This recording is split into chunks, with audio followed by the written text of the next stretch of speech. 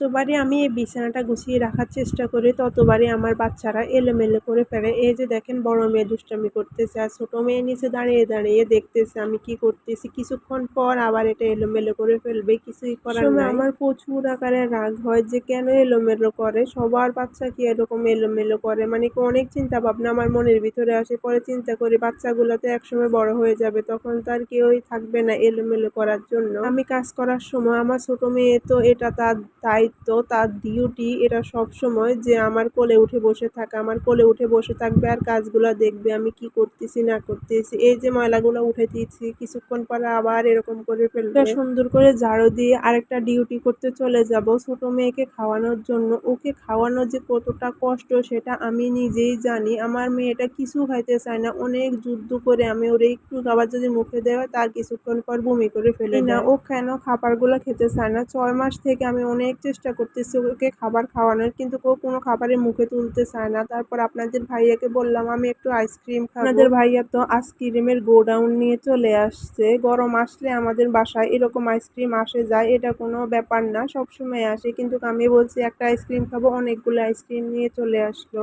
ফ্রিজের মতো এরকম আইসক্রিম ভর্তি ফ্রিজ কার কার আছে অবশ্যই কমেন্ট করে জানাতে কিন্তু ভুলবেন না। দেখতেও ভালো লাগতেছে, পুরো ফ্রিজ ভর্তি আইসক্রিম। পর আইসক্রিমগুলো থাকবে না, কিন্তু থাকবে গরুর মাংস। ওই যে একটা ভিডিও দেখছিলাম টিকটকে, দেখলাম সকালে গরুর মাংস, বিকালে গরুর মাংস, দুপুরে গরুর মাংস, যেখানে যায় শুধু গরুর মাংস। কয়দিন পর তো কোরবানি ঈদ আসতেছে, বেলা এত বাতাস হতেছে যা বলার বাহিরে। তারপরে আমি শুকনো জামা কাপড়গুলা ঘরে নিয়ে আসলাম আর ভিজাগুলা তো ওই জায়গায় রেখে দিলাম। সকালবেলা চলে আসলাম আপনাদের সাথে কি কি রান্না করব তার শেয়ার করার জন্য। বুটের ডাল দিয়ে পুঁই শাক রান্না করবো আর এদিকে ভাত বসিয়ে দিলাম। তারপর আমি বারান্দার মধ্যে কিছুক্ষণ বসে থাকলাম। আমি সময় পেলে এখানে এরকম ভাবে বসে থাকি, একটু সময় কাটাই নিজে নিজে একা একা। যখন বাচ্চারা ঘুমায় তখন প্রায় 11:30 বাজে, কিন্তু আমার বড় মেয়ে ঘুমানো, ছোট মেয়ে খেলতেছে, ও ঘুমায় নাই। ও আজকে সকাল সকালে উঠে গেছে। আর এদিকে আমার রান্নাটা শেষ হয়ে গেছে, রান্নাটা আপনাদের সাথে আজকে দেখাই নাই পুরো। এদিকে আমি তো একটু সাবুদানা রান্না করলাম। এই যে 12টা বাজলো আর আমার বড় ম্যাডাম উঠলো। বড় ম্যাডামের ঘুম ভাঙতে ভাঙতে 12টা বাজে, কেন জানি এত দেরি হইতেছে জানি না। ও রাত্রে অনেক দেরি করে ঘুমায়, সেজন্য হয়তো বা দিনের বেলা এত দেরিতে ঘুম থেকে উঠে।